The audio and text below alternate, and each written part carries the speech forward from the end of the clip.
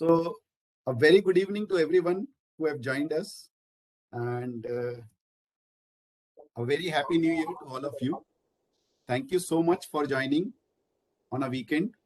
Uh, Today is a new year, and many people would be partying right now, and you chose us and you chose to join this webinar. That speaks a lot about you, and we are really lucky for that. And I am Ankit Kanodia, co-founder and partner of SmartSync Services. I am joined by my co-founder and partner Akhilesh Pathak, and my colleague Karan Patel. And we are fortunate to have Mr. Meet Shah today. He is an avid investor who needs no introduction. With more than 500,000 followers on Twitter, I don't need to say much about him. You already know he is a voracious reader, and he has very generously shared his learning and wisdom for free for a long period of time. Meet Bhai, I would request you to say a few words before we begin the presentation. Thank you, Ankit Bhai, for inviting me on this SmartSync platform. We have been in, connection since past few years, and I have always been admirer of your contrarian style of investing and your long-term vision for Indian equities. So it's always a pleasure to, get an invite from a person like you to be on a platform where we can share our learnings with our viewers. So very happy. I've seen SmartSync and Mission Smile growing, from a BB to, now you are maturing. So I know the hardships you have faced and the journey. You guys are putting a lot of good work into the actions, and yeah, looking forward to it. Thank you. Thank you so much, Meet Bhai, for the kind words. So, I'll just take 2 minutes to give you a brief about Mission Smile because this whole idea of sharing our learnings from book reading was given to us by one of our Mission Smile member. I don't know whether he has joined or not. I can't see it right now, but uh, so I would like to thank Dilip Mantri first because he gave us this idea, and he's also our Mission Smile member. And before we begin, one thing which I would request all of you is you can ask any question on the chat box, and post the webinar. We will give you enough time to ask question answers. So be feel very free to ask any questions and put it down on the chat box so that uh, even if someone from our team wants to answer that, you don't have to wait for the whole webinar to get over to get answer to your question. Right now, let's just take a few minutes to understand about what we do at Mission Smile. In the Mission Smile offering, what we do, we have a very small community of like-minded investors, and we do all kind of discussion on a forum called Slack. Many of you must be using Slack already in your professional work. We also use it in our Mission Smile offering. Okay, and all our subscribers get exclusive access to 120-minute Zoom call each month. Discussions are always related to identifying great businesses and deep diving on the business aspect. We don't give any buy sell recommendation. The idea is to make new investors understand how to research a company and how to deep dive into a business, right?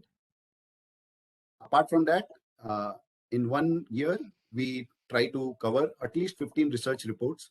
And our research reports are not like the normal brokerage reports which you see, which is full of projections and numbers and target price. Our idea is to make you understand the business. Our idea is to make the report more and more interesting so that we try to write it in a story format, try to bring different clues from different mental models, sometimes from different books, so that you find it more interesting and logical, right? And I'll not spend too much on this because everything is there on our Twitter handle and also on our website. I'll request Karan to just share the link of the website. And also, one thing which is not there on the website is that Today, only for people who have just joined this webinar, only for you, we have this special offer on this new year that you can get this subscription, which is generally priced at 9,999 for only 7,999. And this offer lasts only till 9 p.m. today.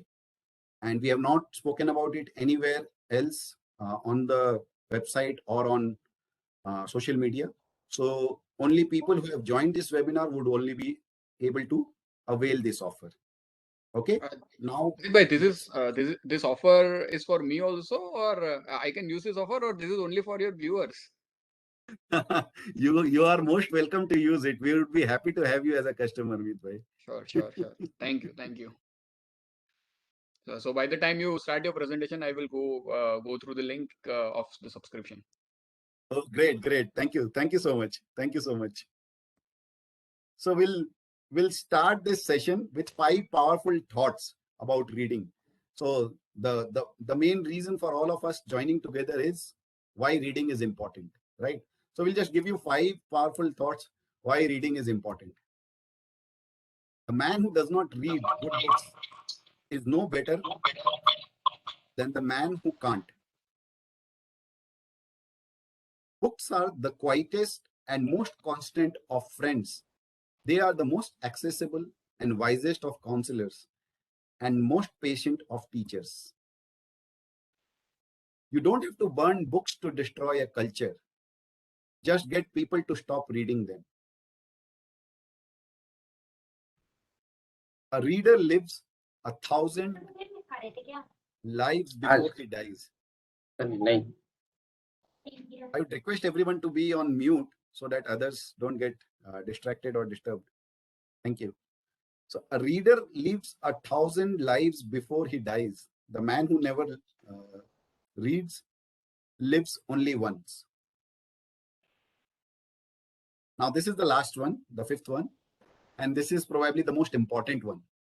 Some books should be tasted, some devoured, but only a few should be chewed and digested thoroughly, right? And that is, in fact, the theme of today's presentation. So, if I talk about myself, I have read more than 20 books in the last year, and I have read more than 200 books over the last several years. But over a period of time, I have realized that it is far more important to keep rereading the same books rather than finding new books to read, because most of the books keep discussing the same point in another way. Let me just give you a very good example. If you are a book lover, you would have probably heard about this book called Sapiens by Yuval Noah Harari. You will be surprised to know that nothing in that book was something new. All those things which were written in that book, which is a bestseller, and I would thoroughly recommend all of you to, highly recommend all of you to read that book. But nothing in that book was something which was original.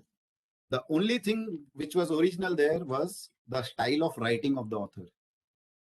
Apart from that, everything he picked up from some other books, right? So that is why it is important to read the great books over and over again, rather than always trying to find new books to gain more wisdom, right? So why I'm saying this is the theme of our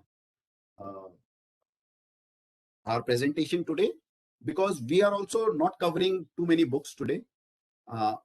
We will cover only books, only 2 books. We'll cover only 2 books from my side, and then Meet Bhai will share his learning from reading several books, right? So with this, we'll start the presentation. So Meet Bhai will put forward 8 key learnings that he has gained from business investing books in 2021. And then I will present on these 2 books, which is, one is Modern Monopolies and the other one is Numbers Don't Lie. Okay. Right? Ankit bhai, one question. You have selected 2 different books. Like one is Modern Monopolies and second is Numbers Don't Lie, right? I've read both Right. these books, and these both two books present two opposite, I can say, different topics. Okay, so why this Right. contrast, and why are you bringing these two different kind of learnings in one single presentation? Yeah, that's a very good question, Meet and I'm assuming that many of our audience would also be having the same question if you would have heard about these two books.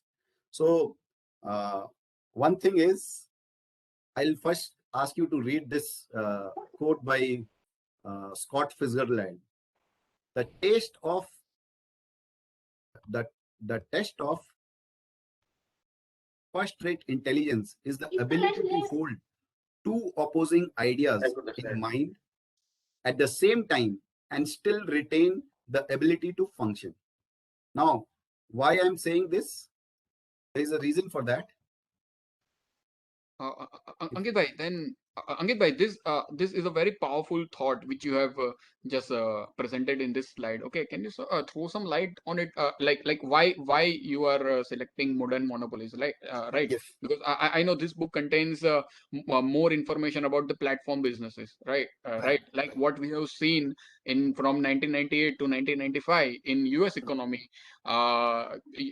After their optic fiber cable boom, platform companies just went through the roof, right? right, And right. what and why we need to read this book, and how we can implement the learnings from this book in Indian stock market, because many of the books, most of the books which are written are based on US investing style, okay, and which are not helpful in Indian investing. So why Right. have you chosen this book, and how we can implement the learnings from this book in Indian investing? So kindly throw Great, some light on it. great. Thank you, Meet. So first I'll talk about the why, and then we'll move to the how part. So the why is these two are completely different books. Where Numbers Don't Lie talks about a few mega trends which lasted the whole of last century and are probably expected to last a long period of time even in the current century. Whereas Modern Monopolies talks about companies which which have not been existed at all, नहीं which नहीं were नहीं which were बताओ not ये there at all. पाती हो Ankit bhai, there is a disturbance from one of the viewer. Requested to kindly mute. Yeah, I'm just muting everyone again. Okay. Uh, Meet, can you just say something? I don't know Yeah. whether you are muted. Okay. Yes. Okay. Great. So so uh, so the idea is basically why I have used this quote here, because we are trying to look at these two different things, different way of thinking of two different authors. We are not saying one is right or one is wrong. In fact, we are saying both are right, and listen to both of them, and probably both have their own biasness towards one thought. So let's not have a very biased view of life and businesses, but take a very balanced view and study two different things so that you are not overawed by one particular thing, right? So that answers the question why. And now how we can learn. Now I'll take care of the how part. So why is very important, that we don't live in a normal world today. You would have heard this statement from Peter Thiel that we don't live in a normal world. We live under a power law. In his book Zero to One, uh, he talked about that most people analyze businesses like it's a it's a normal curve, but businesses which are built in this century are most of those businesses are under power law. And what do you mean by power law? Power law means winner takes over all. Let me explain with the example with some examples. How do we commute? We today most of us commute. If we don't have our own vehicle, we commute either through Ola or Uber. How do we order our food? We order either through Zomato or Swiggy. How do we shop? We have Amazon. How do we socialize? There is Facebook or Twitter. And how do we search for anything on the internet? We use Google. Now, do you think these were the only businesses in this area? No, there were several other businesses, but these businesses survived and thrived. And when they became so big, they made sure that there are no other competitors in that field at all. So that is how the business over the world is changing. It is no more following a reversal pattern, right? So earlier, what used to happen in the industrial economy, where you will see a high growth period, then things will taper off, and then again it will rise. But when you look at these platform companies, so Amazon got listed, got formed in the mid 90s. Ever since then till today, what you are seeing in Amazon is only tremendous growth. They're keeping on adding new and new geographies and new categories. But why they have been able to do that? Because it's a platform, right? And the whole purpose of this webinar, or the first part of the webinar, is to understand platform companies. So now, this is how platform companies predominantly work. So we have just used two figures which were given in the book only. So on the left side, you can see there are the core these are the core transaction of the platform. Okay. And in the point 2, you see there are 4 functions of a platform. So let's first come to the core transaction. What happens? Again, it is better to explain through examples, then only we'll get it more clear. What happens when you say book a cab, take a Ola cab or a Uber cab? You are a consumer. Why you are a consumer? Because you need a ride. There is a demand from your end to have a Ola or an Uber or any ride hailing taxi, which should put you from point A to point B. Then what do you mean by create? There are Ola and Uber drivers who are ready with their vehicle, who create or who are there to supply you this thing, right? And what does the platform does? It connects you and it compensates you. How does it compensate?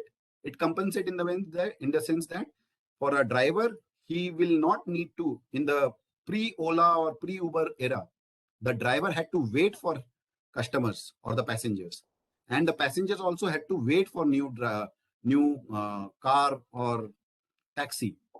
But what Uber or Ola is doing, they are compensating these two demand or these two requirements by making them meet, right? And that is what they do in the, if you talk about the 4 functions of that platform, these are the 4 functions: audience building, matchmaking, tools and services, rules and standards. Again, taking the same example, they first need, so if you remember in the early 2014 and 15, there were so many freebies given by Ola. You would have, so for example, I stay in Ahmedabad.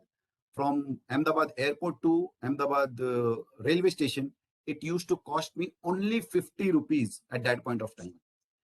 And so because it was so incredibly cheap, even an auto would charge me much higher than that.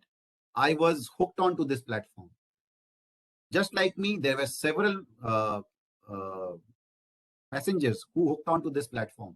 And that is how the audience got built. And the same thing happens with matchmaking, wherein you need to match because there are different passengers going into different areas. The central platform of Ola or Uber, they match as to, they need to see whether the demand is getting matched by the supply of drivers and cars in that area or not. Then apart from that, they also put some rules and standards, and also the rules and standard as in a driver should follow a certain basic practices. And similarly, in the passenger also has to go abide by the rules, right? Right now, since COVID has been, we were hit by COVID in 2020. So there are some rules and standard related to COVID, which has to be abided by not only the driver, but also by the passengers, right? Similarly, there are tools and services as well. So these two are the core of any platform. You can use it through the example of an Ola, Uber, or Zomato, Swiggy, or Amazon. So that is basically the main function of any platform. Okay. Ankit bhai, so you have explained it in a very, very simple manner, but I just wanted to know that what are the risks? Because, many times this platform businesses are exposed to unknown risks. Because what is their competitive edge? Why can't a bigger player like Reliance or Amazon cannot enter into business like Swiggy or what Zomato is doing, right? So they have the cash power, they can afford to do cash burn, they have other engines to get the cash flows from their own verticals. So, what are the risks in this kind of business? Exactly, exactly. That's a very good question, Meet. And if you look at the next slide, we have actually covered about the risk only. Okay, so if you look at risks, these are the risks of a platform business. It is incredibly hard to overcome the chicken and egg network problem to reach critical mass. So again, I'll keep going back to the same Uber and Ola problem because through examples we learn, we understand better. So just try to imagine if there were so many Ola and Uber driver available to the uh, to the companies or to the platforms, but there were not enough passengers. Of course, the Ola and Uber drivers will not stay there for long because they will obviously not make money. Similarly, if there were too many customers or passengers available, and there were not too many drivers at that point of time, so that also would lead to a customer dissatisfaction, and the platform would not continue to work for a long period of time. That is why it is incredibly hard for building up a platform. Any platform needs a lot of work on both the side. You need both consumers and producers. Even if you take examples of, say, a Twitter. So you have Twitter is followed by, there are many people who today are on Twitter, right? Now, there are people who share their content, be it investing or non-investing related content. And then there are so many people who are there to consume those content. So both these sides of the platform are important. You just can't have one side built and the other side is not built. And that is where it is very, very, very important, or it's incredibly hard to build a platform. Just money will not help you build those two sides. You need a lot of hard work, you need a lot of rigor, and you need to do a lot of growth marketing also. That is why these startups manage to do that and scale that up. Just try to imagine sometime in 2012, 13, 14, there were no Ola and Uber. And today you can't think of a world without Ola and Uber. Same goes with Zomato and Swiggy, right? But the another risk which platforms have is they don't control the inventory. So, like in case of, again, going back to the Uber problem or Uber example, who controls the inventory? The drivers control the inventory. It is not Uber's car which is on the road. It is the driver's car which is on the road. The driver may take a loan from Ola or Uber to purchase that car, but the car belongs to the driver.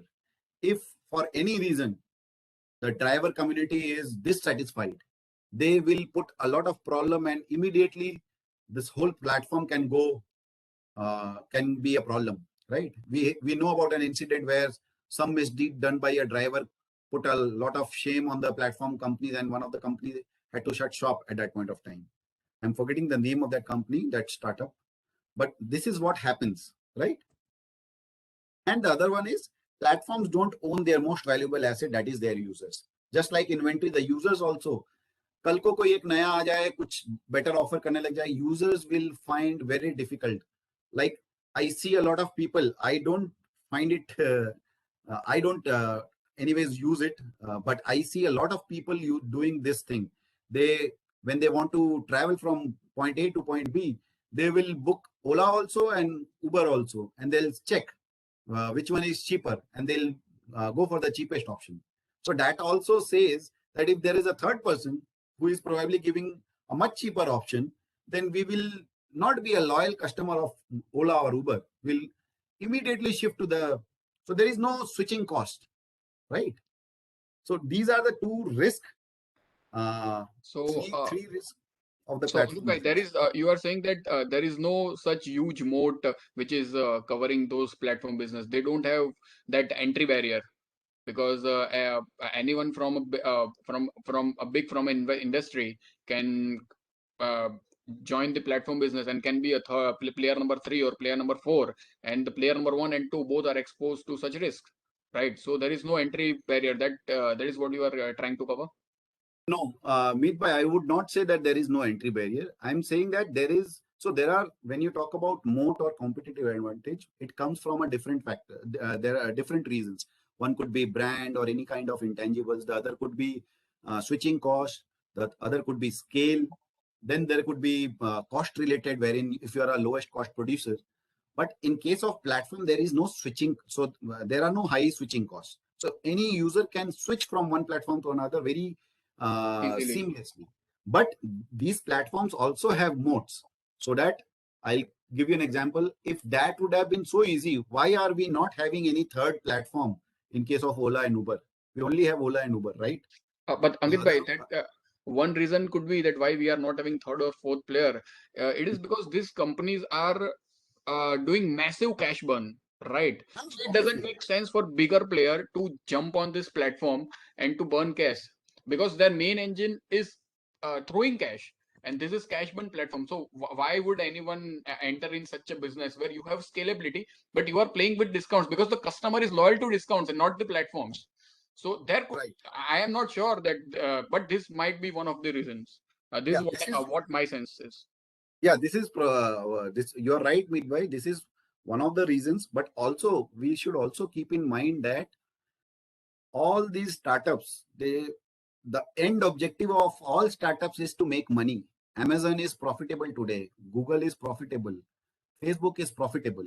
They might be burning money in the initial stages of their life, right? So even these platforms, if they continue to burn money for forever, you can't expect them to be existing. So the end goal of all startups, however money they are burning today, the end goal of all startups is to be insanely profitable, to become so they to be a winner of the power law, wherein you become a winner and you take it all, Right, right? right. Fair And the point. reason why other people cannot, uh, these startups have a very good VC backing and lots of money in their banks to burn. And they don't care about the losses in the initial years and they are more focused on the market share. That is why the other traditional businesses, which are more focused on profits, they would probably never enter this field, right? So that indirectly creates the entry barrier for them. Exactly, exactly. Right. Okay, got it, got it. So, is there any way to segregate between this platform business in different categories? Yeah. So before answering that, I would request the audience to probably write in the chat box if possible. Uh, I can't see the chat. Just a second. I'll just open the chat. Okay. Yeah. So can anyone in the audience say what could be the two different types of platform? I'll wait for say 5 seconds. If I don't get any answer, I'll move on to the slide. Okay. So looks like nobody knows about the two different types of platform. Okay, great. So there are two different types of platform. One is the exchange platform and the other one is the makers platform. And we need to understand these two different types because one is probably a far more superior type of platform compared to the other. Now let me move on uh, to the types of the first type, and this is exchange platform, and we all know about it. So there are companies like BSE, IEX, Zomato, Swiggy, Ola, Uber. These are exchange platform. Why these are exchange platform? Because they compulsorily need a matching entry. What do I mean by matching entry? Wherein an Ola needs, while a driver needs a passenger also needs a driver. So just to put it into context, all the people in the world can't drive on Ola, can't take an Ola because we don't have so many Ola taxis available, right? Similarly, all the people of the world or all the people of India cannot expect Zomato to supply them this at one point of time. There are a few people who are, because there are a limited number of Zomato kitchens or the restaurants with which they have tie up, and there are a limited number of people who are working for Zomato as supplier or someone who carries the food, right? You can't just expect everyone in the country, say for India, everyone in India, if starts uh, booking on Zomato, it will not be able to serve all of you. So it is an exchange. Similarly, in case of BSC or IEX, you need a matching entry. दोनों side से एक producer रहेगा और एक consumer रहेगा, then that matching happens, and that is how it is dependent upon, the dependency on both sides is much more pronounced in these kind of platforms. But then there are second types of platform which are probably far more robust or superior to these platforms, and these are makers platform. And what do we mean by makers platform? Say for example, you are watching a YouTube video. Say if we are having this webinar, right? I'll put it on after the webinar gets over. It will be it is getting recorded. We will after some time we'll probably put it on our YouTube channel, right? Now, once we put it into YouTube channel, hypothetically speaking, all the people in the world can watch this content. We don't have to match this. Once we have put that thing in the platform of YouTube, each and every member, each and every citizen of the world can actually watch this content. Similar thing goes with whatever you use for Spotify, or if you watch a Netflix. Of course, they have the subscription thing. If you don't have the subscription, say YouTube is free. Netflix has a subscription. But if say all the people of the world takes a Netflix subscription, once a producer puts his content on Netflix or Prime Video, they can probably serve all the people in the world, right? If those those people come into these platforms. So these are the two different categories. So whenever you are trying to understand a platform company, the first thing which you should try to judge is whether it is a maker platform or an exchange platform. If it is a maker's platform, you should try to you should be able to say that the moat of this platform is stronger than an exchange platform, right? Very true. Very true. Very true. Fantastic, Ankit bhai. The way of your presentation is very seamless. It's easy to understand for all of us. So Ankit bhai, the main question is what an investor can do now. So the Yeah, dilemma is you see many times we have seen that good business doesn't equal to good investment, right? It doesn't exactly. mean that if the business is good, then you can definitely invest in that business. So the dilemma is what should an investor do? So karna kya hai? Right. That's a very logical question. Ultimately, we are all investors here. If we are reading books and if we are discussing about books, the end goal of all this discussion is how to put this into investing, right?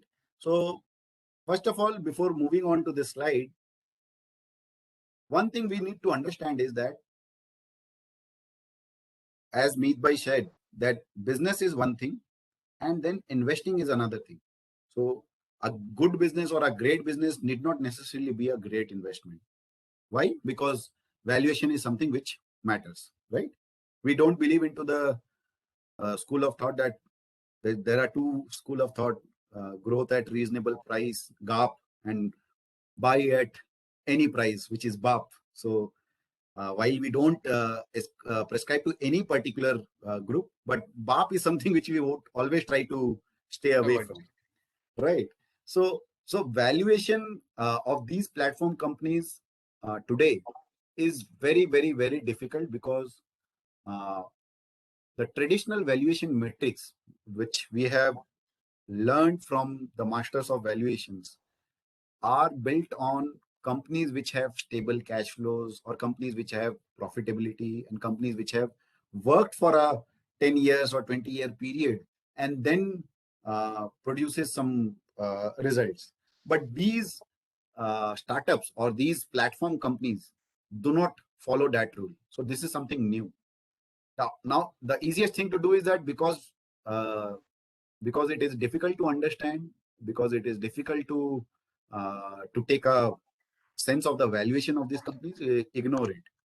But as an investor, our we at SmartSync always believe that uh, it is always important to pay attention to what is happening, what is new, what new is happening in the business arena. If because ultimately, what is value? Value is all about future cash flows. How do you value the future cash flows of a company?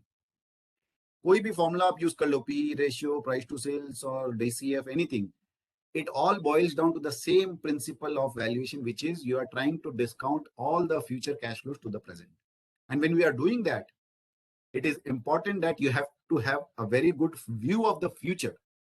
Even though you need not have a very good predictability, but you should have a view of the future. And view of the future, if we ask any one of us, how do we take a view of the future? We know how our lives are. We commute through the Olas and Uber. We spend socially a lot of time on Facebook and Twitter. We order through Zomato and Swiggy. We search on the Google and YouTube. Now, how can you think that you will in the future these kind of companies will not be valuable?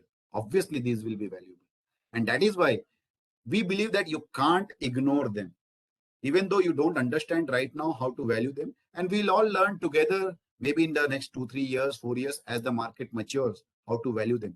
But you should definitely study these businesses. And what do we mean by studying these businesses? We should read the DRHPs. 2021 has not only been a very good year for stock market and in terms of your stock price going up for all your portfolio companies, but it has also been a very good year in terms of IPOs or newly listed companies. While we don't encourage people to blindly participate in the IPO, but we always encourage our investors and friends to read the DRHPs, because these are gold mines for understanding any kind of new company or new business, right? And all these platform businesses which have got listed in the recent times, I think the best way to do is read their DRHP, interact with this business management. They also hold con calls, at least some of them do, and you can read the con call transcript and be curious. Don't shut your mind. So in the social media, we generally find two clearly demarcated people. One side of the people or one side of investors will always say that these are the future, go buy these companies. And the other side will say that they are loss-making company, there is no chance of investing in these companies. We fall somewhere in between. We do not believe that these are of no value. We believe some of these startups would be really valuable in the years to come, but we don't know how to value them today. So rather than keeping our eyes shut to them, we will try to understand them. And in fact, in the year 2022, for our Mission Smile members, we are going to cover a lot of these platform companies in detail so that we and our members are very well versed and aware of all these platform companies. Whether we end up buying them or not, that's a completely different matter altogether. But you must try to understand how these companies are working. Say, just for example, of companies like Make My India, Rate, Rate Charge. Then there is this Zomato is also. So we are not trying to say that these are companies which you should buy, but these are companies you should definitely read. You should read the DRHP of Paytm, even if you had not invested in Paytm. You will learn a lot about the payment infrastructure business, right? So it's not possible. It takes. Now I would, yeah, Meet bhai, you were saying something? Yeah, my Hello, brother just Ankit came and bhai, he can just you told me, mute okay, Kirti Ganga? registration done. Oh, thank you so much. Thank you so much, Meet bhai. अब We are happy Gujarati that आदमी तो discount नहीं छोड़ेगा ना.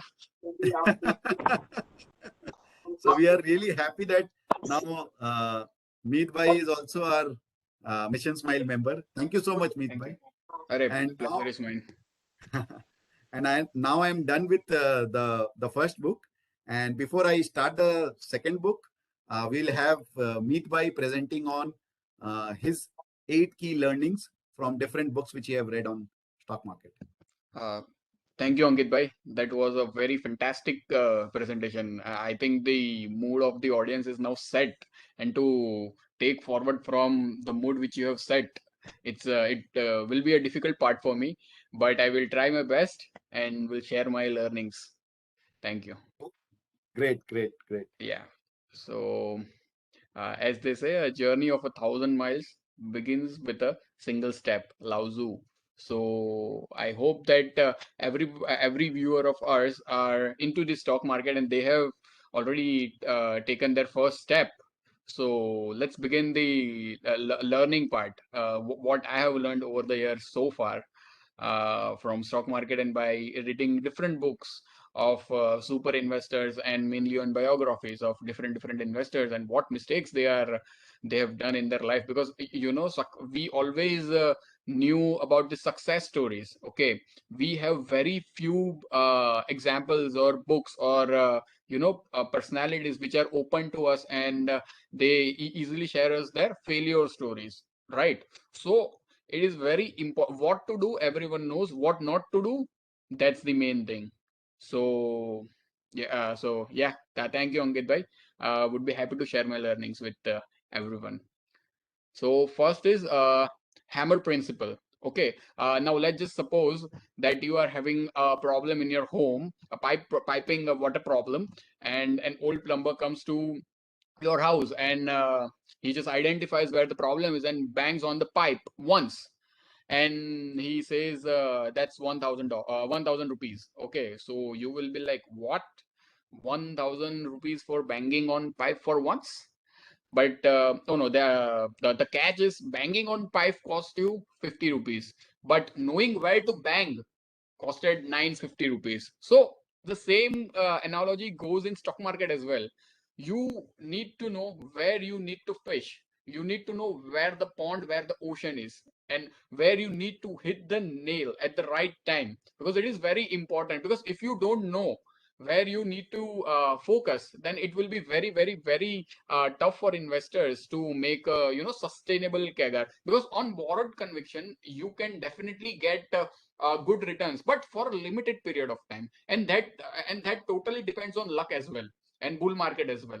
But if you are on your own conviction, then I'm pretty sure uh, you will definitely do good in the market. So that is very important, that to know where you need to hunt, and you need to be prepared for that. That's my first learning in the stock market Meet bhai, by reading different books. would Yeah. you like to give some one example on this as to anything which you have done in the investing world, your investing career, where probably you waited for an opportunity and then uh, that is where you got this 950 rupees. Got it. So, first is Fairchem specialty. Like everyone knows, that company was a big multi-bagger for me. But at the time when I invested in this chemical company back in 2015 or 16, the entire chemical basket is uh,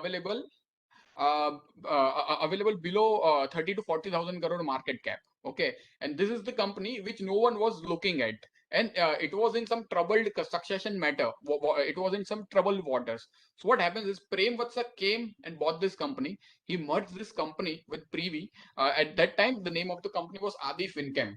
Okay, so what he did is he merged both the companies. So at that time, I was in a dilemma whether to buy Aarti, the leader, or whether to buy this Fairchem. So I was like, what I need to do. So I have looked at my portfolio and I've seen and I just checked that majority of my holdings are in blue chips. Okay, are in safer businesses. So I just thought, why not to go with a small cap who can be a large cap of the future. So what happened is, for the first 5 years, zero return for Adi, I mean Fairchem Specialty, and we all know that the Aarti industry gave tremendous returns. Okay, but in last 1 year, Fairchem multiplied 10x. Right, from a market cap of around 800 to 1200 crores, the combined market cap of Privi and Fairchem is around 9-10,000 crores. Right. Right. So it is very important. See, I know the business of Aarti, but I am focusing more on the CAGR part. कि the most of the right कि मेरा पूरा जो 70% portfolio वो तो blue chip में safe है. Then why not to hunt on a small cap company which can generate additional alpha for me? So it's very important to whether to bang on RP or bang on Fairchem. See, रुपए तो मैं दोनों में कमाता. But the thing is, if you know how to construct your portfolio, then it is very important कि आपको कहाँ पे मतलब buzzer दबाना है. So yeah, for first 5 years I was a fool, and everyone told me कि क्या कर रहा है, सिर्फ आके हमें quotes देता है Warren Buffett के, and you have done nothing. But in last 1 year I am a champion. So I am nothing, neither a fool, neither a champion. I am a learner. जो दिख रहा है, I am just you know just हमारा काम है अच्छी company को bye करना, मार्केट का काम है उसको वैल्यूएशन देना बस. So the thing is to be razor sharp here. Right. Thank you so much. Yeah. I really wanted your example here so that more people can understand what do you mean by this principle. Right. Move to The same thing is next one happening now. currently in textile sector. So Exactly. if anyone wants to, वो Thor का hammer उठाना है, तो you can hunt here. Right. Yeah. Yeah. So let's move to the second learning now. Okay, so there is no free lunch in the market. The only free lunch you will ever get in the market is diversification. You know that there is a बहुत बड़ा debate है since the start of the stock market, कि whether you should go in a concentrated way or in a diversified way. And if in a concentrated way, then what is concentration? Concentration 10 portfolio से 10 stocks से होता है, 5 stocks से होता है, 50 stocks से होता है. And what is diversification? So there is no short answer, but if you go by stats and maths, you can eliminate 46% of the non-market risk by simply buying a portfolio of 2 companies, and you can reduce it further by buying 4 companies to 70%. If you have bought 8 companies, then 80%, and so on. Okay, so what an investor should do, whether he should go with 500 companies, so it will help him mitigate 99% of the non-market risk, or you should construct a portfolio where you can look around your companies, look at your companies. Okay, so the dilemma is what an investor should do. So if you go by maths, this is stats, and now if you go by maths says beyond 14 stocks, the benefit of diversification just to reduce concentration risk is small. It's totally different that if you are having a portfolio of 100 or 200 crores, then it totally makes sense that you need to diversify in more businesses. But if your portfolio is of retail, then I think 15 to 20 stocks is the area where majority of the investors should focus, as Benjamin Graham has put it very in a simple manner, that a number between 10 to 30 is perfect for retail investor to become a diversified investor. So it's very fruitful to stay in 15 to 20 stocks, and a portfolio of 15 to 20 stocks is generally considered as well diversified portfolio. Thank you so much, Nivit bhai. If I'm allowed, I'll try to pitch in with one point here. Yes, please. So, so one thing which I would always want to share with all of you is that erring on the side of diversification is still okay for an individual investor, but erring on the side of concentration, what I mean by erring on the side of concentration, where your portfolio is too much concentrated, can be really lethal.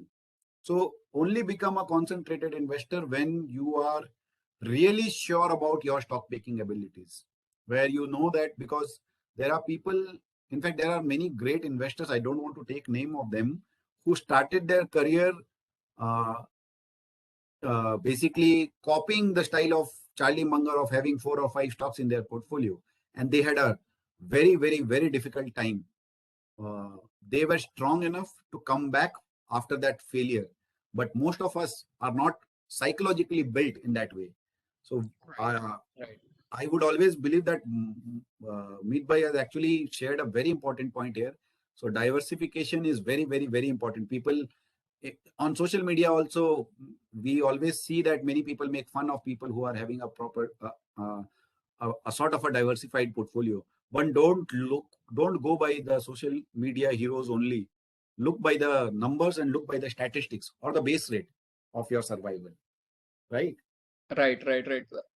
Ankit bhai, the main point is, see, there is no fixed answer to this question. There is no Exactly. answer only. Right. No one can answer this question, right, in a fixed manner. So we have Exactly. seen Peter Lynch has got 30% CAGR by having more than 1,000 stocks, right? Warren Exactly. Buffett's CAGR is also in high 20s, but he was having only 20 stocks, 15 to 20 stocks, and Charlie Munger was also having 19% CAGR, but he was having 3 stocks. Okay, so there Exactly. is no fixed answer to this question, but for a normal retail investor, a 15 to 20 stock portfolio is I think for me it's a well diversified portfolio, because you need to look at your companies now, because you can't just let it run for forever or anything. You need to look at the earnings, the con calls, the annual reports, the or corporate announcement. So an individual investor, I don't think many people have that bandwidth to go through all of this if they have portfolio of 50, 60, 70 stocks. So that's Right. so that's very that's very important to know, that you should be diversified but not diversified, like as Peter Lynch says.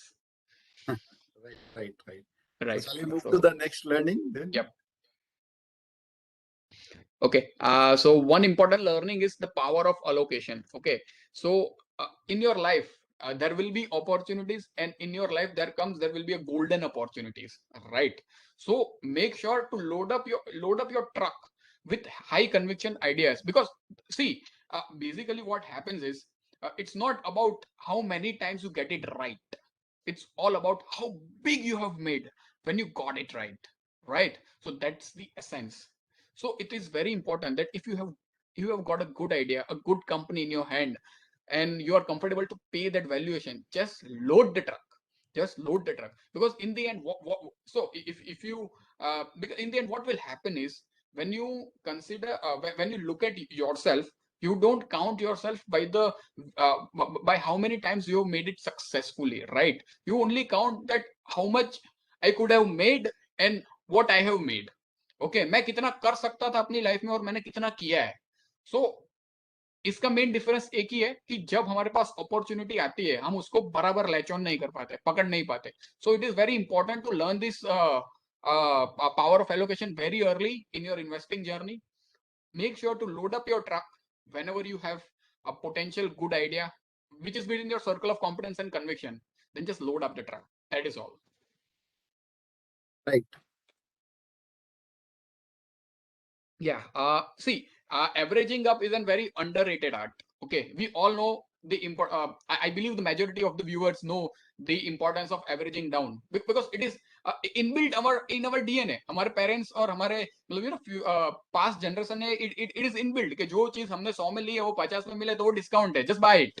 So that is not bad.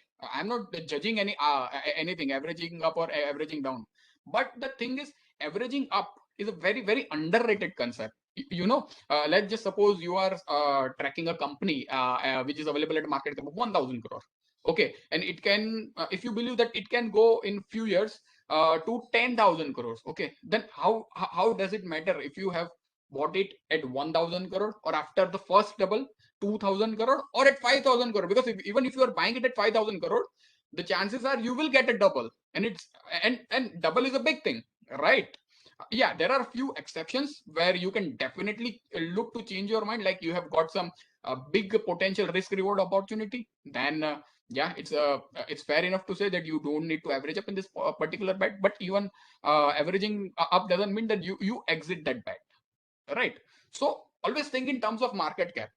Price पे मत जाओगे, 100 रुपए का है, 150 हो गया, 200 हो गया. अगर आपको लगता है 1000 करोड़ का मार्केट कैप है, वो फ्यूचर में 10,000 करोड़ का हो सकता है, देन अगर बिजनेस आपका इनिशियल इन्वेस्टमेंट थीसिस अच्छा परफॉर्म कर रहा है, if the business are showing strength and the earning trajectory is good, then you can always average up. हाँ, few exception could be, earnings नहीं आया लेकिन स्टॉक प्राइस रन अप हो गया, then you can choose to pause and take a breather. But many successful investors which I have known and seen, they are very powerful and they are very open-minded in averaging up as well. So it is a very underrated art, and the key to and to key to learn this art is always think in terms of market cap and not in stock price. That will definitely help you.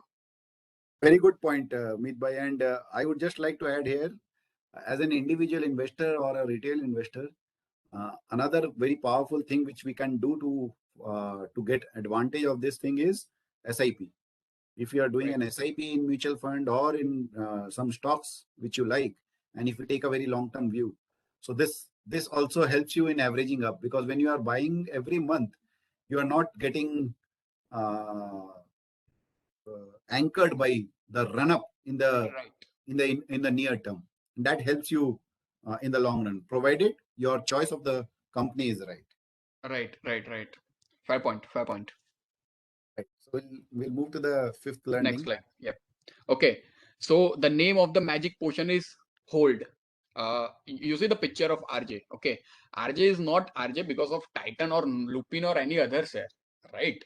He is RJ because of three things, and that three thing is 3C: courage, conviction, and concentration. Okay. See, many people have bought Titan when Rakesh Junjunwala was buying Titan, right? Might be because of luck he has found the Titan. Yeah, it's possible because of his luck or anything. He has got to know about Titan and he has invested big in Titan. But to stay in Titan for more than 2 decades through loved bull market and hated bear market is something which is called superpower, which is very unique and very important. Let's just suppose से कि आपके पास एक share है, आपने 10 रुपए में लिया और उसमें आपने अपने पोर्टफोलियो का 5% एलोकेशन किया, and that stock in 2-3 years वो 10 रुपए का स्टॉक 50 हो जाएगा, राइट? एग्जाम्पल, क्या करोगे आप? मतलब even I what we will do यार, ऑलरेडी 5 year में 5x हो गया यार, इसको निकाल देते, let's move on to something, some other opportunity, right? But but this guy has shown, and many successful investor has shown, that holding is a superpower. If you have good business in your hand and you have entered it at a good valuation, and if the business is performing well, then why to sell the business, right? See, ये सबको पता है कि never marry a stock, but you can flirt with them for long, maybe years, maybe decades. If you have good wife, तो उसको भाई divorce क्यों देना? डिवोर्स कब देते हैं? Then if your wife is bad. If you have got good wife, then why to divorce her?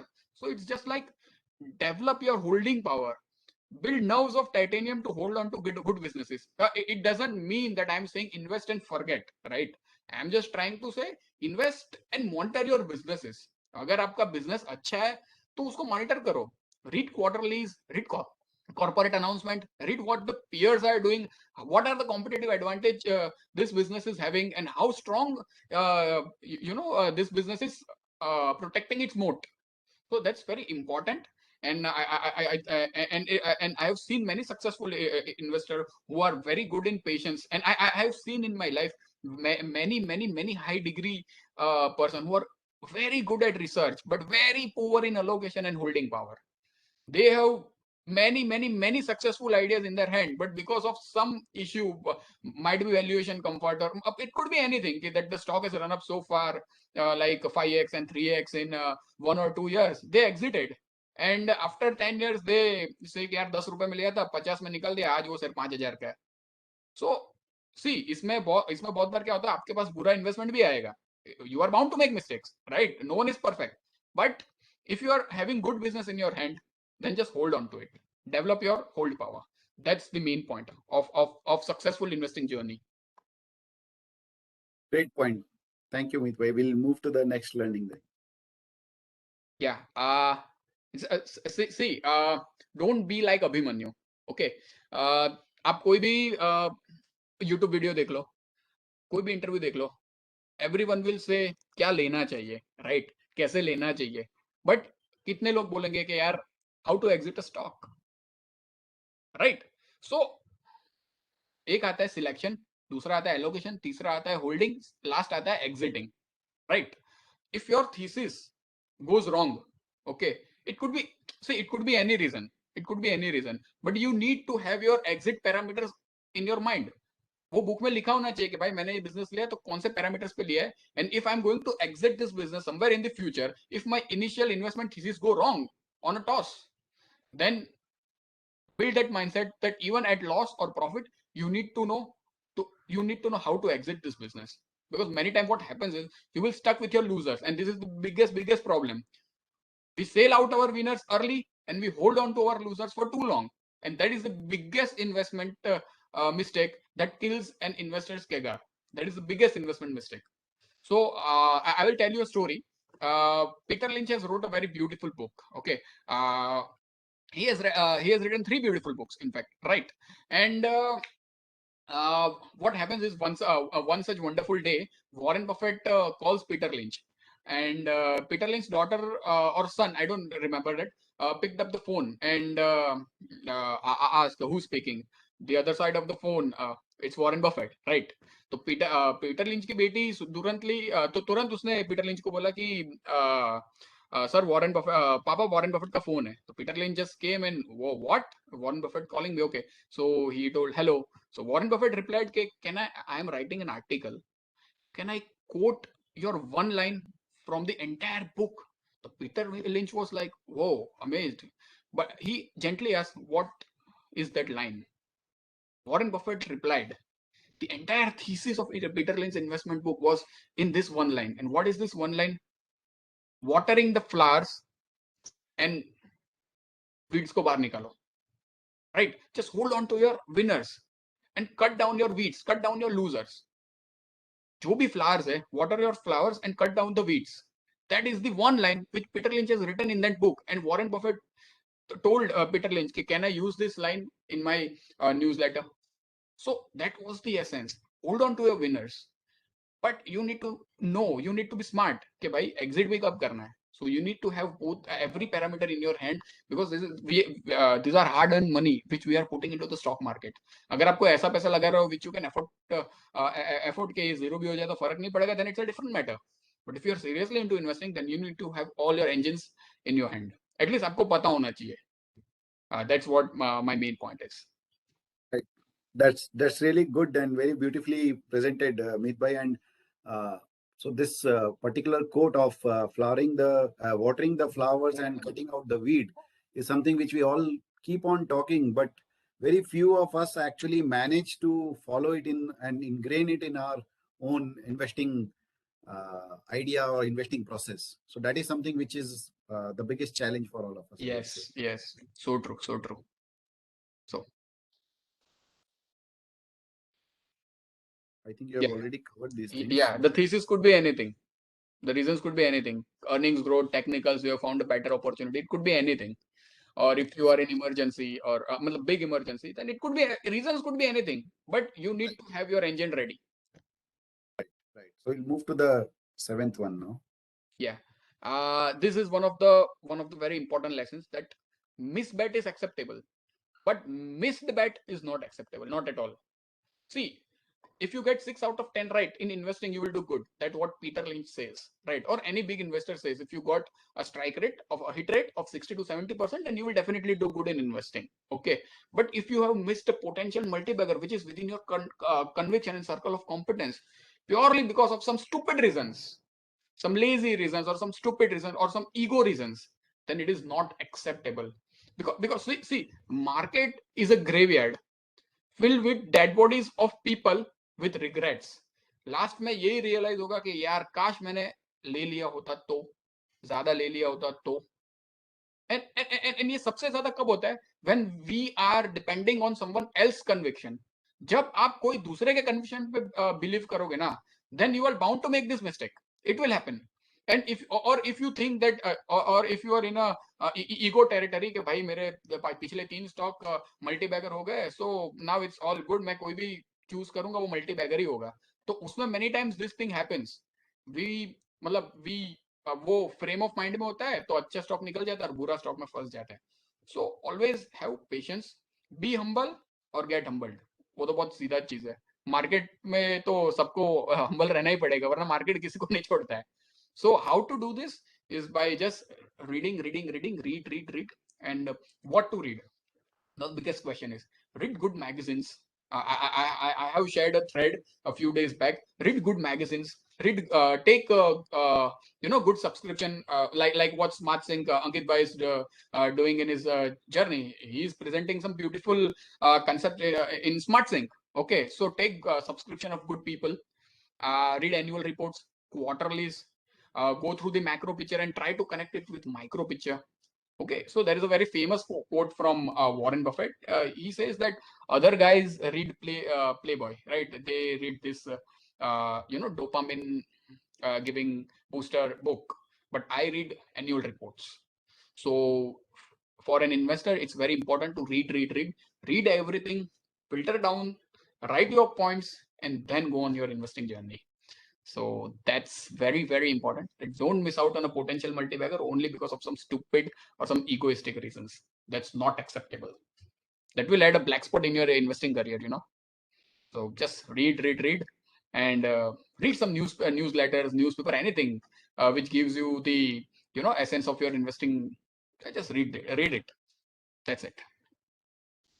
Very powerful, Meet. So now we'll move on to the last one. Yeah, the last one is actually the first one, which is be bullish on India. My country is rising, and if you want to take part, then you all are welcome. Just be bullish on India. The longer term picture is very, very, very good, and the rising middle. I'm not saying it without a reason. The rising middle class is a force to reckon. जो rising middle class के अंदर की themes है ना, if you can pick some selective bets, then I'm sure you are definitely going to make huge money in India. You don't need to diversify it only for the sake of diversification in other countries.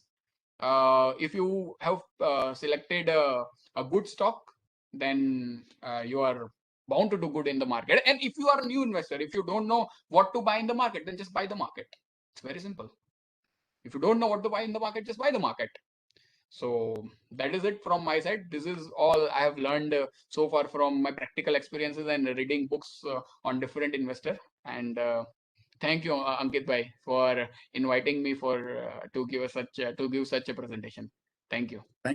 Thank you so much, Meet Bhai. And just before we move on to the next book, I would just like to reiterate that being bullish on India is not just something which is on an emotional front. In fact, in our subsequent slides, we'll cover this thing in much more detail with some data, which will actually help you believe in what Meet Bhai has just said. So thank you so much, Meet Bhai, once again for generously sharing all your learnings and wisdom with our audience today.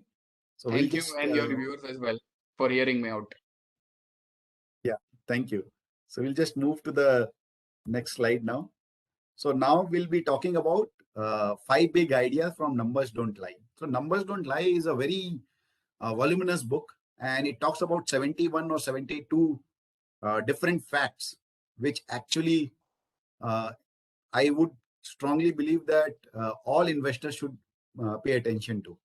So, but because we are presenting and we have a limited time, our team has covered only 5 big ideas from this book, and we would like to present on that. The first big idea is actually the same idea with which Meet Bhai just ended. And you would be surprised that this is being said by an American author. And this is what he writes about India versus China. So I'll not read the whole stuff, but if you see what he says, that the China's edge in the last paragraph, you can see China's edge has been shrinking fast. and given the reliability of short-term demographic forecasts, it seems clear that India will surpass China's total number no later than 2025. In fact, according to the latest UN forecast, perhaps as early as 2023. So what the author over here tries to say to us is that from long-term demographics point of view, India is actually in a very sweet spot today. So what Meetbai has mentioned in his presentation, he's not saying something out of just love for the country, but also of course we are all patriotic and we all love our country, but it also has a solid reason, like the kind of demographic dividend which India has today. None other country of this scale has in the world, right? And that is being acknowledged by an outsider also.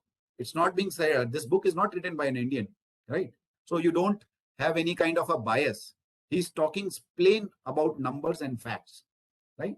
So that is why, as an individual, as a businessman, as an investor, it makes much more logical sense to be bullish on India today, right?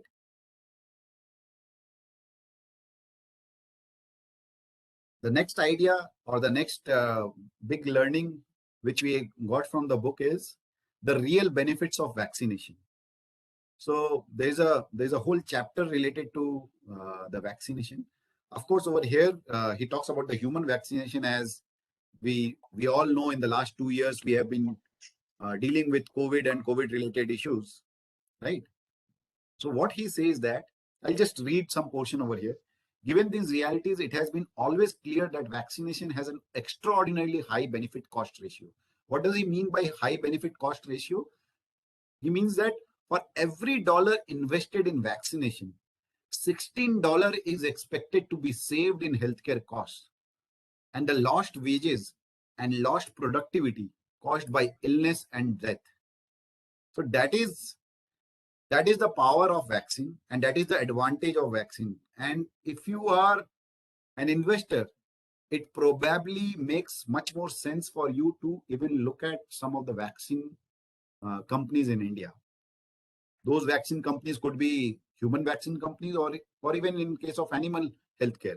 But these vaccine companies have this long-term advantage, or you can say the tailwind with them, because they have an extraordinarily high benefit cost ratio for the humanity.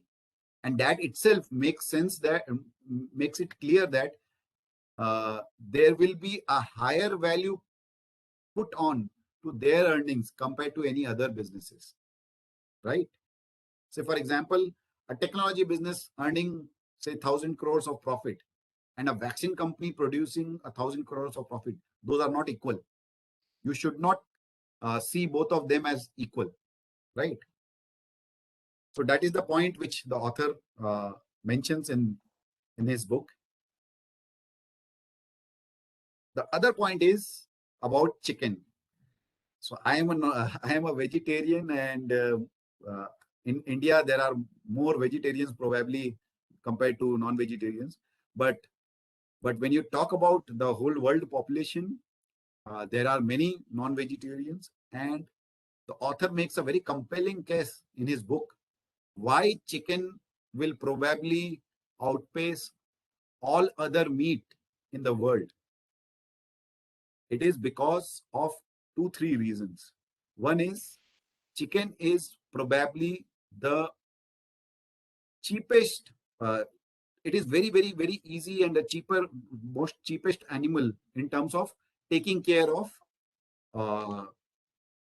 its food and everything, right? So, for example, if you look at the picture over here, units of feed per unit of edible meat in case of beef, and when you compare that with chicken is very, very, very minimal compared to the beef, right? And the average cost is also much, much, much less. So that is why the author here talks about a very, very sure long-term trend of more and more non-vegetarian people would try to have more chicken around the world. So there would be different people with different tastes and different choices, Of course, people like me who are vegetarian will never probably touch them. But when you are talking about the world, you keep aside, and when you're talking about businesses, you keep aside your own religious or ideologies aside and try to look at the mega trends, right? And this is also one of the mega trends that chicken will rule, right? Another thing which the author talks about in its book, in fact, if you look at the cover has a very good drawing of the whole earth, and on top of the earth you will find uh, uh, 2 3 cows walking through it. So that itself gives you a picture that probably earth is going to be filled with cows over the several years, right? And this is also one thing. See, these things will not be discussed in ET Now or CNBC. These things will not be discussed in con calls or annual reports. So that is why these books are really gem. And that is why learning from these books can actually give you edge, where you probably think in a very different way. And these things, or why these books are important for investors, is these books are not written for investors. They are not for selling any particular company or any particular idea. They are written in a very holistic manner. And that is where, if you keep if you be curious, if you be a curious reader, and if you pay a lot of attention, you will probably find a lot of investing ideas. Now, before I name the company over here where this 3 points actually converge, I would like to make a disclaimer. We are not trying to make any recommendation. And we also would like to give this disclaimer that we are a SEBI registered investment advisory firm, and we do hold this company from a very uh, reasonable level, and we have recommended it to our customers as well. So it would be safe to assume from your side that we are probably biased towards this company. But just to understand, as I discussed in the earlier book also, I think that the more we discuss in terms of examples, the more our understanding becomes clear.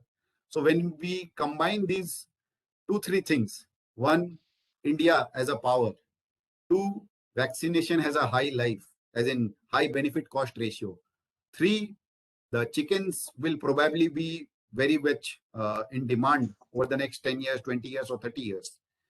Fourth, when you talk about the cows, I've not read the script, the snippet which I've shared, but I'm sure you can read it. The kind of dominance these cows will be having on earth. When you combine all these 3 4 points, there is a company called Hester Bioscience, which is probably going to be a big beneficiary for all these 3 4 things. Now, that doesn't mean that you just go and buy the stock of Hester Bioscience on Monday. No, that is not what we would recommend. But we would like to help you, or like to tell you that this is how you should look at opportunities, and then deep dive and see whether these companies are actually worth investing or not, right? So that is something which we wanted to share. So these four big ideas we have already discussed.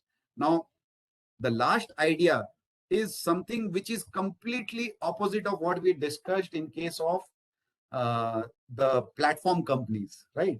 So while we have discussed at length in the early part of the presentation that why it is important to pay attention to these new companies, because you don't have any rule book to value these companies, but that doesn't mean that these companies are not valuable. Now, the other point which we learned from this book is that just because those platform companies are getting all the attention, you should not forget about, or don't pay attention to, another big mega trend, which is, so he mentions this in a chapter named Concrete Facts. And you can see here where he talks about production of cement now accounts for about 5% of global CO2 emissions from fossil fuels. But its carbon footprint can be lowered by a variety of measures. Old concrete can be recycled, and crushed material can be reused in construction. blast furnace slag or fly ash captured in coal-fired power plant can replace some of the cement mixing concrete.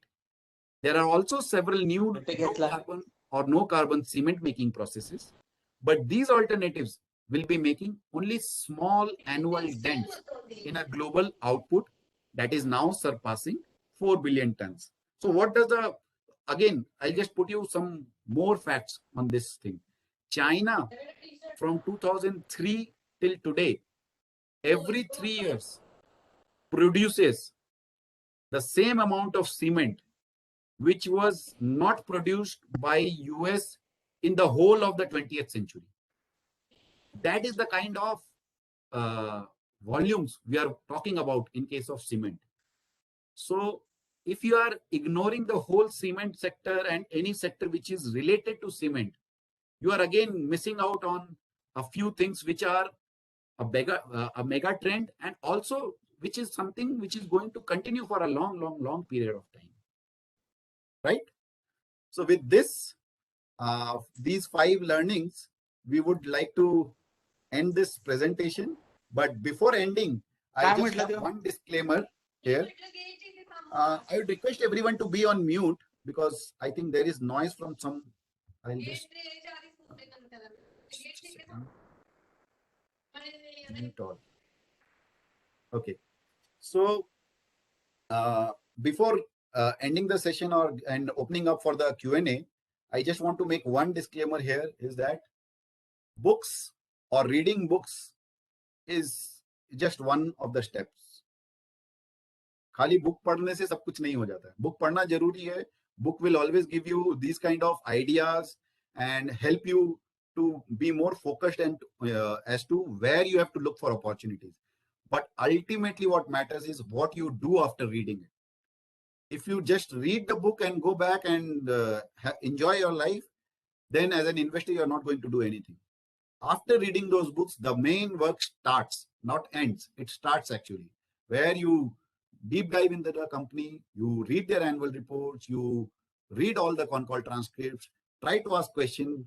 Okay, this looks like a mega theme, but is it profitable for an investor at this stage or not? So these kind of questions can only be answered when you do the hard work. So many people get so attracted to reading books that they forget this aspect of investing completely, which we believe is also very important to know. So Meet Bhai, would you like to say something before we open up to Q&A? Ankit bhai, I don't think I would be able to add more. You have summed it up very nicely. I just want to make one point that you don't need to read multiple books. Okay. Exactly. You just need to understand one book or read one book multiple times to really understand it. If you enjoyed a book and which is very compelling to you, just read it multiple times. Read it every 3, 4, 5 months, once in 3, 4, 5 months. Okay. Because that's where the edge lies. Okay. Reading book is different thing. Executing what the writings are in that book, what the lessons we got from that book is very different thing. So as the famous Samuel Johnson says, a writer only begins a book, but a reader finishes it. So I think a reader doesn't finish it. Reader तो actually begin करता है. Read finish करने के बाद वो execute क्या करता है, that is the main part, that is the butter part. So reading different book is good, but reading one book multiple time rather than reading multiple books is, I think that's where the power is. Yeah, so thank very you. good, very well said, Meet Bhai. And one book which immediately comes to my mind is Common Stock and Uncommon Profits. Yeah. That is one timeless book. It was probably written in 50s or 60s. Yes. But Philip Fisher. each and every, Philip Fisher. And each and every word of that book is still relevant even in today when we are talking about platform companies and new age businesses. So it makes sense, and I completely agree with you, Meet Bhai, that it makes sense to read books like this multiple times rather than looking for new books. Right. And Ankit bhai, just to add one more point, that everyone knows about this book, right? But Philip Fisher has written two other book as well, and it's fantastic. I'm forgetting the name. Yes, Conservative Investors Sleep Well. That's one of the most underrated book, and it's very well written by Philip Fisher. You know, he's a legendary investor. And another book is Path to Wealth Creation Through Common Stocks by Philip Fisher. It's one of these three books, and three books from Peter Lynch. I think it's the perfect way to start the reading journey for any investor. I think these six books can definitely change the perception of investors. And for Indian context, we have Masterclass with Super Investor, Parag Parikh books you can read. You can read India's Money Monarch if you can get its PDF. Then these are fantastic books, because very few books are written on Indian context. So it is very important to know about the history. For that, there is a book called Fools, Bears, and Beasts of the Market, which discusses on Indian investing. Right. It's important to read. Thank you so much, Meet Bhai, for your views and learnings. So we'll now take up questions. If anyone has any, you can just raise your hand and we'll unmute you and let you ask the question. If anyone has any question.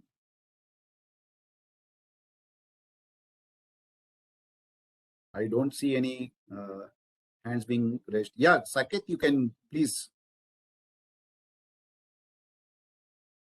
Hello, Meet Bhai, how are you? Hello, Ankit sir. All good, Saket Bhai.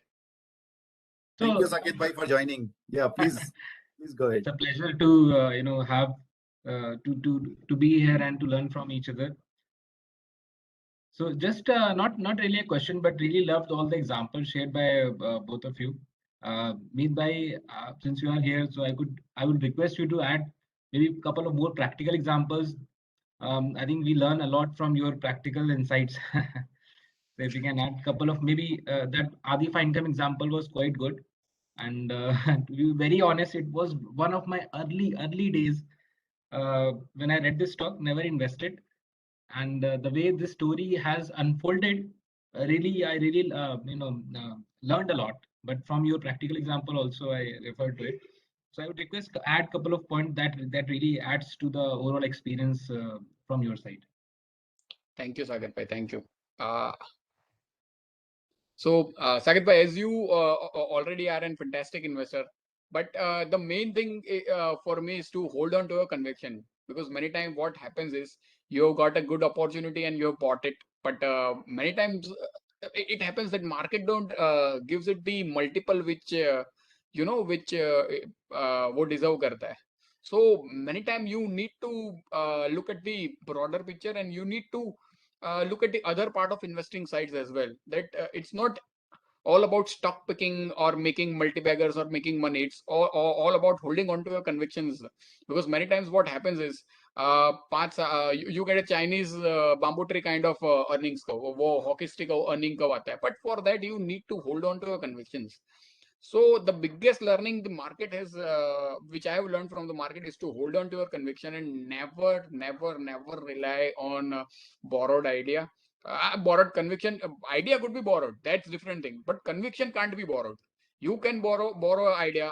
If suppose say Ankit Bhai just matlab she shared some presentation in Smart Sync services that you can buy this, then you can go through this idea. So I will definitely see to it, go through it. But it's upon me whether I would want to invest in that idea, what my conviction is.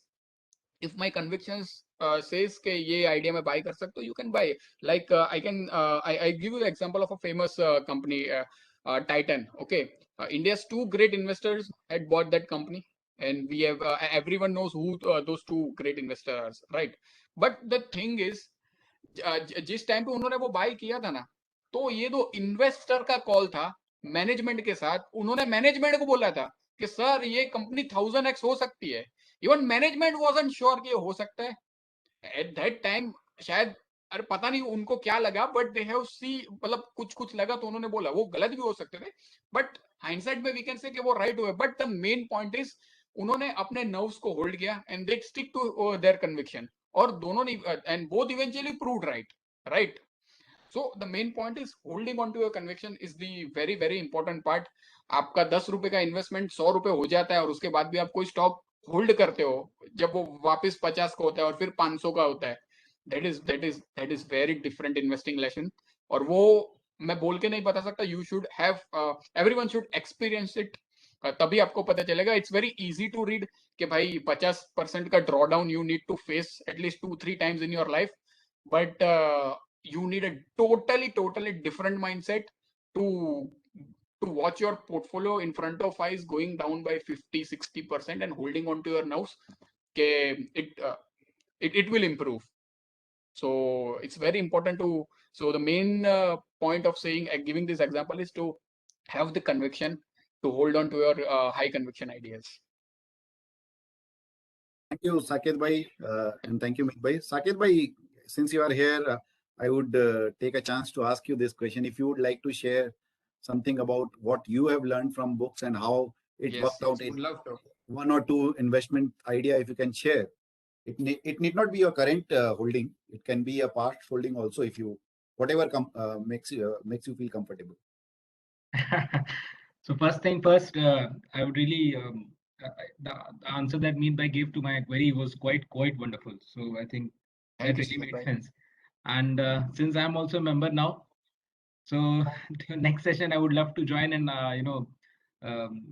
today's Oh, session great. let dedicate to Meet bhai, and next session I'll be sharing some thoughts also. Today's session is too much to absorb, so let the users absorb. It was very nice. So that growth capital is you only, right? Yes. Okay. Growth Okay. hacks. Thank you so much, Saket bhai. Thank you, Saket bhai. Great. So, any other question anyone has? Yeah, Dilip, please go ahead. So, I would like to again repeat. So, this whole idea was Dilip's brainchild. He only suggested that we should have a webinar dedicated towards learning from books, because stock related what discussion ho gaya ek saal se. We have had 10 webinars dedicated to stocks. So, he only suggested, well, let's have this. And I would like to thank you again, Dilip bhai. You can now Thank you. start. Thanks a lot, Ankit bhai. We keep on learning a lot. Thank you. I What would request is everyone to be on mute. Yeah, Dilip bhai, please go ahead. my question may be stupid, but like you experienced investors, what is the stop loss which you place, like in percentage wise? Even though you have a conviction, everything is there, still what, like if you can guide on that? Sure. So, Meet bhai, would you like to take this up first, or shall I go ahead? So he's basically asking regarding stop loss. Yeah, he's Okay. asking about whether new investors should take a stop loss, or if they should take a stop loss, what should be the percentage? As in, what Okay. should be the Okay. Dilip bhai, we are not particular. I am not into the technical analysis, so I can't share the what percentage of loss you need to have for stop loss. But if you're but I can share my views as I've already shared in my presentation, that your exit could be because of any reason, whether your initial investment thesis going wrong, or whether because of some earnings growth, or whether you are in need of money or you have found a better idea. So it could be anything, or the share has run up so much in 1 or 2 years that it is way beyond its earning.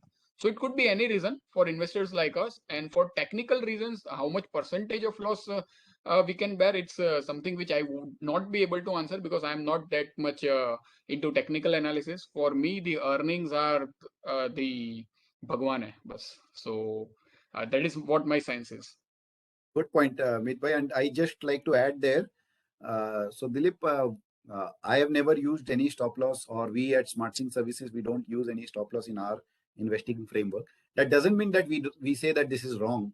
There are people who use this, so they would be in a much better position to comment on this. But we can only share what we do.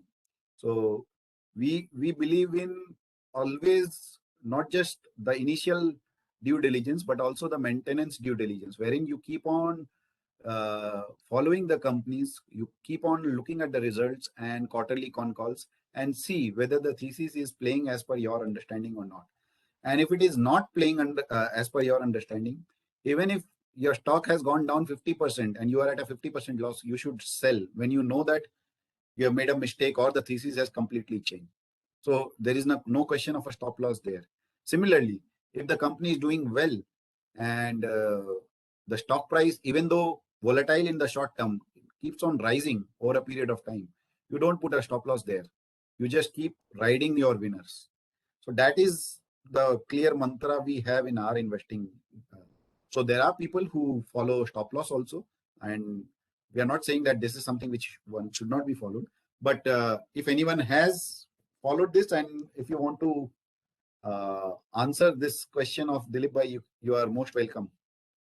And Dilip bhai, I just want to add one thing. There is a famous quote from Confucius that the man who asks question will look fool for a minute, but a man who doesn't ask a question is will look fool for a life. So feel free to ask any question. We are happy to answer in whatever way we can. Yeah, it's possible that we might not be able to answer every question, because eventually we are also in a learning phase, तो हमें भी नहीं पता होगा उसका answer. But feel free to ask any question. And to Dilip bhai and everyone, we are happy to have. We will be happy to have your questions. Thanks a lot. Thanks a lot. Thank you, Dilip bhai. Anyone else? If you want to ask any question or share something about books or your learning from books, anything? Or shall we call it a day? Hi, Meet bhai. Hello. Yeah, I have one question. So, can you suggest any book on how we understanding the competitive advantage of a company? Like there can be many factors like return on capital employed, return on equity. So, can you suggest any book on that? How? Yeah. Yeah. Michael Porter's book and Pat Dorsey's book. You can read books from these two of these two authors. They have written a few books, and they are very good to give you the knowledge regarding these modes and competitive advantages which you are asking. So you can read the reading materials. For first, go through the videos. Many videos you will get on YouTube, and that's for free. So सबसे पहले वो free का माल उठा लो भाई. उसके बाद you invest in this author's book. They provide very good insights. Ankit bhai, would you like to add any book or you would like to say? Yeah, Sushant, so very good question here. And Meet bhai has already answered it perfectly. But one of our Mission Smile members, Amandeep, he only mentioned this in our previous webinar about this book called Competition Demystified. And this book has a lot of case studies. So I would also strongly recommend this book to you. Okay. And I would like to add one thing, Ankit bhai. There is a video called "Competition is for Losers," right? Peter Thiel, right? So Munish Pabra is in his one of his video told to watch this video. Competition is for losers. I think every investor should watch this video, and there is a tremendous amount of learning which is hidden in this video. And I think you need to have a frame of mind even to understand this video because it's very deep. So I would request everyone to go and watch this video. Competition is for losers. YouTube पे free का है तो मजे ले लो. Yeah, definitely. Actually, Peter Thiel talks on the same theme in his book also, 0 to 1. Yes. Trying to be a monopoly rather than trying to face the competition. Yes, very true. Yeah, thanks. It was a wonderful session. Yeah, learning a lot from you, Meet bhai. Thanks. Thank you, sir. Anything else? Anyone else wants to ask any question? Okay. So I think Meet bhai, we should just call it a day now. And okay, Ankit bhai, one last question I just want to ask you. That a few months back we were discussing on an idea. Okay, at that time I was not a member of SmartSync, but you were generous to explain me that idea. So that was very contrarian, right? So that theme is related to hotels and the travel, proxy place of travel industries. Okay. So now again the fear of Omicron and you know, the lockdowns and curfews, you can say, is coming back in some Right. or the other forms. So, what is your sense on that theme? What are your thoughts? Because I always love to hear your contrarian views, right? Because that's where the butter is. I want that cream. So, thoda bolo. क्या है उसका थोड़ा Sure, I sure, just sure. want to Thank you. know that from you. Thank you, Meet Bhai, for asking that question. So, travel and tour sector has been our favorite sector for a long period of time at SmartSync Services, right from when the COVID struck, actually. So, what happened when the COVID struck is that there was a lot of uncertainty as to how this sector will revive and how much time it will take. So, as always, and as everyone, we were also clueless as to what time it will take. So it is easy to now look back 2 years and see how these travel stocks have performed. But at the time of March or April or even May 2020, things were completely uncertain. So our idea or our thesis was simple, is very simple, is that travel sector in India has a long-term tailwind in terms of, it's a very simple way of, so if you look at this video by Utpal Seth, he talks about Mega mega trends. So one or two mega trends also, which is mentioned in his video, is one is urbanization, and the other one is shift from or unorganized to organized. If you pick up only these two things or these two mega trends, you will see travel gets disproportionately become a disproportionate beneficiary of these two trends. As more and more people travel from uh, a small town or a small village to an urban area to do something, to do work, it actually completely changes the whole dynamics in a country like India, right? And when you look at the listed space now, there are very few travel and travel related companies. So, and you have, when an industry goes through a consolidation or where some of the players exit, that is a very good time to probably look at those industry.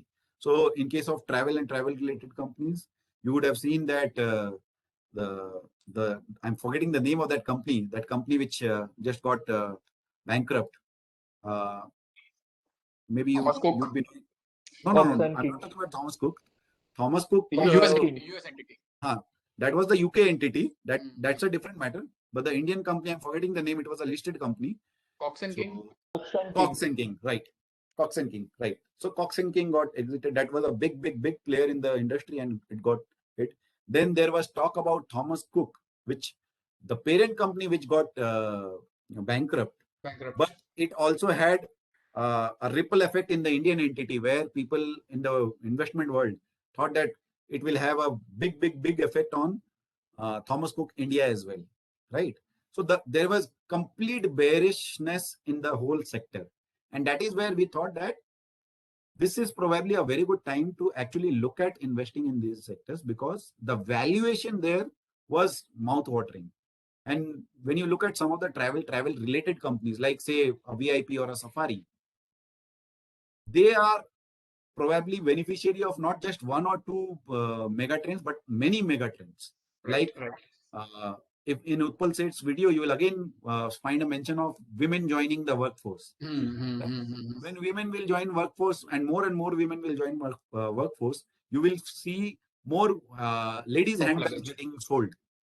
And Right. then VIP, which is into this field, it has a lot of benefit. And apart from that, when you look at the balance sheet of these travel companies, I'm not trying here to make a recommendation to the travel sector over here, but I'm just trying to share what was our thesis at SmartSync Services when we looked at these companies. That you look at the balance sheet, both VIP, Safari, Thomas Cook, Club Mahindra, all these companies, they were very well capitalized. They had good cash on their books. In case of Thomas Cook, they also got further capital from their promoter, Prem Vatsa. Prem Vatsa has been exiting businesses like IIFL का उन्होंने recently sell किया, and they have increased their exposure in Thomas Cook. That also gives you some sort of an confidence that this is how long term he's thinking about a business like Thomas Cook. Of course, currently it is into the doldrums, जो भी sector related problems है, वो problem है अभी. But then look at Club Mahindra again. customer related issues जो भी है, but balance sheet strength and business model strength is tremendous there. Similarly, look at companies like VIP or Safari. Safari. You can't imagine a world without travel bags, right? And it is only going to increase when Rakesh Jhunjhunwala starts an airline business.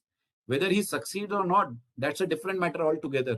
But that tells you a lot, that is where the demand is, and that is where he sees a long-term the cycle to turn in that sector.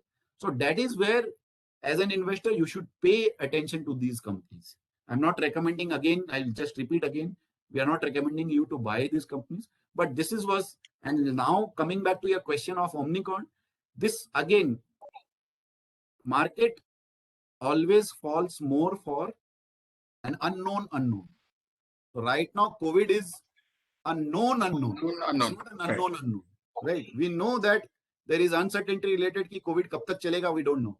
But we know what COVID is, and we have now all around the world, people are now used to COVID, and सब कोई अपने हिसाब से अपने end पे, we are taking all the precautions, we are masking up, we have taken vaccination, everything.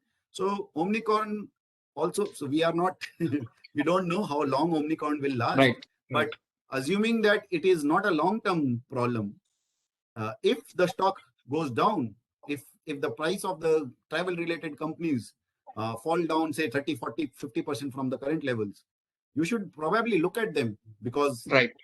long-term theme and the long-term mega trend are completely intact, right? Right. Ankit bhai, just to add 2 points. As you were talking regarding the mega trends, which is we are seeing in the travel and tourism sector and their proxy plays. So one such mega trend is that I was a few years back, there was an interview of Sumit Nagar. He was telling कि अपना India जो है ना, उसमें पहले क्या होता था, वी यूज टू हैव वो सूटकेस था, राइट? स्कूटर था, आगे सूटकेस रखो और घर पे जाओ और ऑफिस जाओ, राइट? करंटली अभी क्या हो रहा है, currently what we have bikes, we have Activa, जो उसमें जगह है, बट नो वन इज वो सूटकेस ट्रेंड निकल गया. वी आर that trend has shifted to soft luggage, right? Soft luggage, you have backpacks, right? Right. So but you will see there is a tremendous unorganized market in backpacks, okay? Right. But Safari is entering in that very, it's, I mean, is operating in a very operating in this segment in a very smooth manner. Even VIP, आप उसका copy bags बहुत देखोगे, लेकिन they have also got their strength intact, right? And with GSTs and other China plus one themes, they are going to get benefited in the longer run. And if you, okay, this is one part of the theme. Another part of the theme is hard luggage, where polycarbonate and they use this kind of materials, right? There you will not see कि भाई किसी फालतू company ने मतलब आके इसको copy कर लिया. वहां पे आपको वो टैग्स नहीं दिखने वाले. Where you will see 4-5 mega players there, like Samsonite और वीआईपी हो गया या सफारी हो गया, right? This is where they can improve, जहां अपना ब्रांड प्रेजेंस बढ़ा सकते हैं. फर्स्ट ऑफ, जब आप पहले जाते थे तो आपको स्टेशन के बाहर इन सब के स्टॉल्स देखने पड़ते थे. अभी वो लोग डीमार्ट के अंदर या फिर कोई भी सुपर मार्केट के अंदर अपने एक बूथ लगा रहे हैं. मॉल्स के अंदर you will C safari, because उसका साइज छोटा है तो उसके पास कैश फ्लो कम है, तो वो डेफिनेटली वो छोटा साइज में प्ले करेगा. वीआईपी आप देखोगे तो मॉल्स में you will C that VIP का presence वहां पे, whether you go in DMart or Reliance and anything, right? So you need to pick your spot, or that is where the contrarian investing comes. वो contrarian investor का वो mindset ही, जैसे obviously you told me this thing, तो mindset ही वो होता है कि अभी वैल्यू कहाँ पे दिख रहा है, अभी का वैल्यू फ्यूचर का ग्रोथ हो जाएगा. So you need to join those two things. I think as you have covered, the trend is very much intact, though we have short term blips, but the long term trend seems very intact. And this is by no means that I'm recommending this stock. This is what my sense says, and I'm just sharing my thoughts. That's all. And one more thing, thank you, Mitbhai. And one more thing which we would like to highlight here is that we should be, we have talked about the positives here. Now let's talk something about the risk also. So if you look at all these companies, travel related companies, they are still having revenues and profits at much lower compared to the 2019 level. Very So key from points that to me. perspective, the valuation is not something which is very attractive today. Right. And if something like Omnicron continues for a long period of time, so you do run that risk today. Right. Now, whether you want to take that risk or not, that is an individual choice. And how long is your long-term theme or vision for the companies or the sector? That is a completely different thing. But this is one risk which these travel companies have. And one point which Meetbhai, you were talking about the VIPs and safaris against the unorganized player. Another thing which we learned through our scuttlebutt in markets in Gujarat specifically is that during the COVID period, when this was probably the worst hit sector. So, Right. So their best quarter is Q1, which is the time when the schools reopen and all the kids buy new bags and all. So for Q1 FY21 and Q1 FY22, both the times because COVID was in full flow, they didn't do much of a business. And Right. that actually led to a lot of unorganized players to shut shop. Right. And that is Right. where the competitive strength of these organized players have Increase. actually gone up. And they actually, because they were having a very good balance sheet, they could raise debentures or loans at that point of time. Even though in the last 2 years they were already repaid those loans. But at that point of time, they had the muscle power to immediately raise loans and survive that period, which many other unorganized players didn't have. Right. And I would like to add one more thing.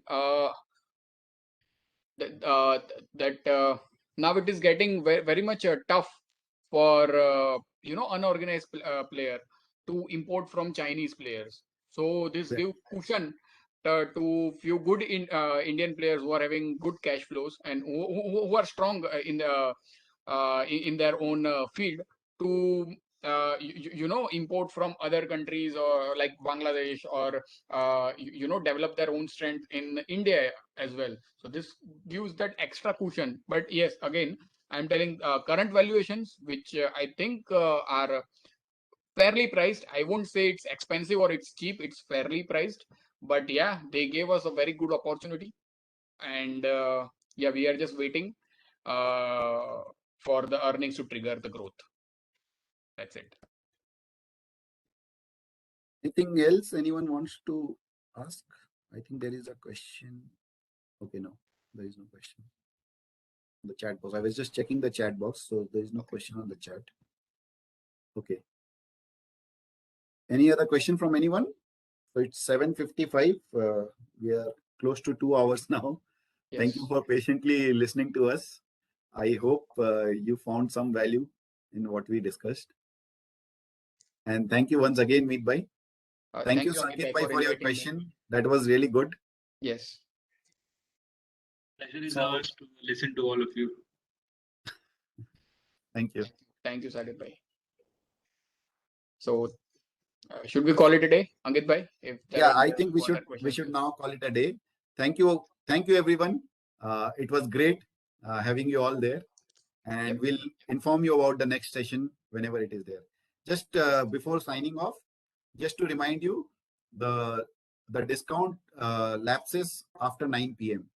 So if you have not yet registered, you only have 1 hour to do so. Thank you so much. Thank you, Ankit Bhai. Thank you, viewers. Thank you.